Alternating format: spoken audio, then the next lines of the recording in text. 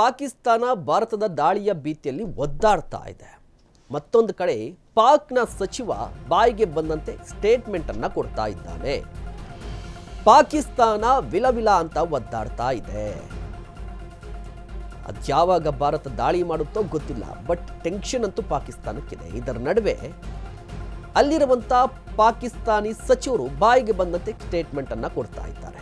Nuclear bomb ಬೆದರಿಕೆ ಹಾಕಿದೆ ಪಾಕಿಸ್ತಾನ. ಈಗ ಮೊನ್ನೆ ರೈಲ್ವೆ ಸಚಿವ, ಇದೀಗ ರಕ್ಷಣಾ ಸಚಿವನ ಧಮಕಿ. ಇವರು ಸೀರಿಯಸ್ ಅಲ್ಲಿ ಇದ್ದಲ್ಲೂ ಕೂಡ ಕಾಮಿಡಿ ಮಾಡ್ತಾ ಇದ್ದಾರೆ. ನಮ್ಮ ಅಸ್ತಿತ್ವಕ್ಕೆ ಧಕ್ಕೆ ಬಂದರೆ ಪರಮಾಣು ದಾಳಿ ಮಾಡ್ತೀವಿ ಅಂತ ಎಚ್ಚರಿಕೆಯನ್ನು ಕೊಟ್ಟಿದ್ದಾನೆ ಖ್ವಾಜಾ ಆಸಿಫ್. ಪಾಕಿಸ್ತಾನಿಗಳಿಗೆ ಕಾಮನ್ ಸೆನ್ಸು ಇಲ್ಲ, ಸೀರಿಯಸ್ನೆಸ್ಸು ಇಲ್ಲ ಅಂತ ಅನಿಸ್ತಾ ಇದೆ. ಅಲ್ಲ, ಅವರು ಪರಮಾಣು ದಾಳಿ ಮಾಡ್ತಾರೆ ಅಂತ ಹೇಳಿದ್ರೆ ನಾವೇನು ಪೂಜೆ ಮಾಡ್ತಿರ್ತೀವ ಭಾರತೀಯರು ಕೂಡ? ಅಲ್ವಲ್ಲ. ಎಲ್ಲರೂ ಕೂಡ ಹೇಳ್ತಾ ಇದ್ದಾರೆ, ಈ ಕಂಪ್ಲೀಟ್ ಆಗಿ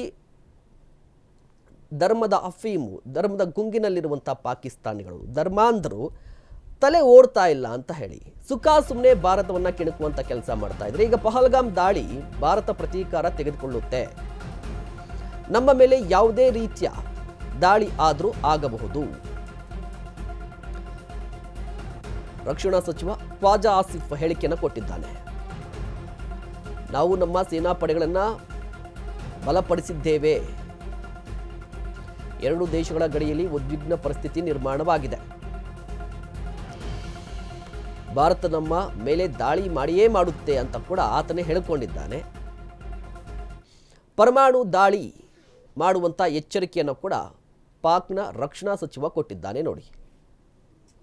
In that situation, some strategic decisions have to be taken. So those decisions have been taken, and we are in a position to defend our soil, inshallah.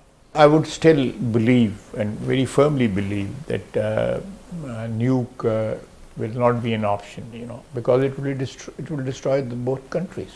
This is an option only in the case our existence is in very, very precarious situation, and there is a direct threat to our existence. But in normal armed conflict,